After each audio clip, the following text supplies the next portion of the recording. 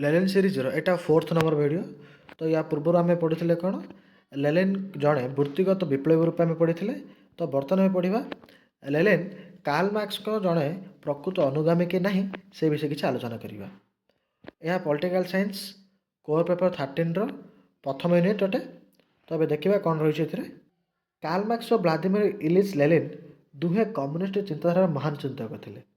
Marks communism मूल तत्व को उन्मोचन करते जेतेबेले लेनिन सही तत्व को व्यावहारिक राजनीति और विप्लव में परिणत करते।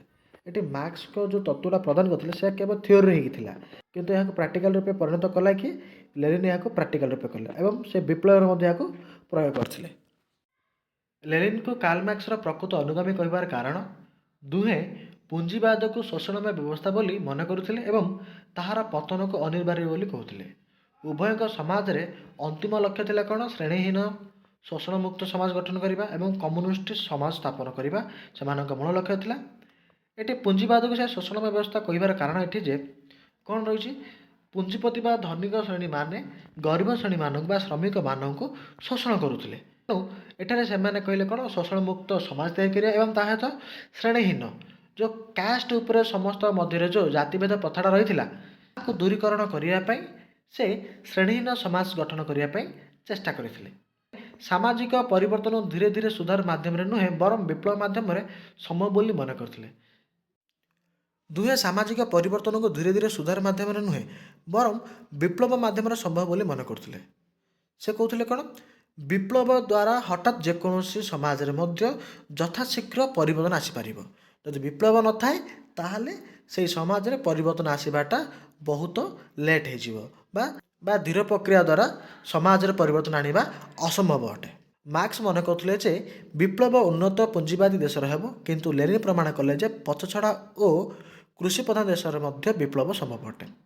एटी मार्क्स कहले कौन जोटी विकसित राष्ट्र अच्छे से राष्ट्र अधिक धनिक श्रेणी लोक था तेणु से विप्लव हवाटा सुनिश्चित से भल भाव में विप्लव होगा द्वारा किसी ना कि परिवर्तन आसीपर।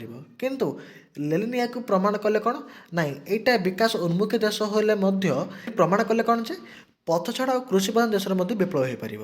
लेनिन कहले कौन विकास उन्मुखी देश मानक विप्लव द्वारा किसी ना कि परिवर्तन अणा जापर। पोलेटारियन निर्वाचन को एक तत्व भाव व्याख्या करते किंतु ये लेनिन कौन कले 1917 रूस विप्लव पर ताहाकू व्यवहार लगे।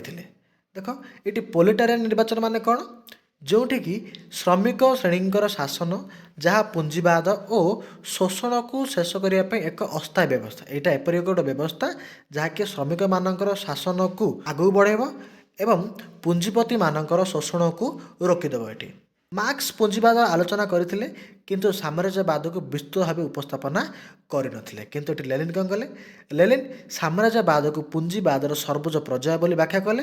तेणु ये कह जाए जे Marx provide the theory Lenin provide the practice.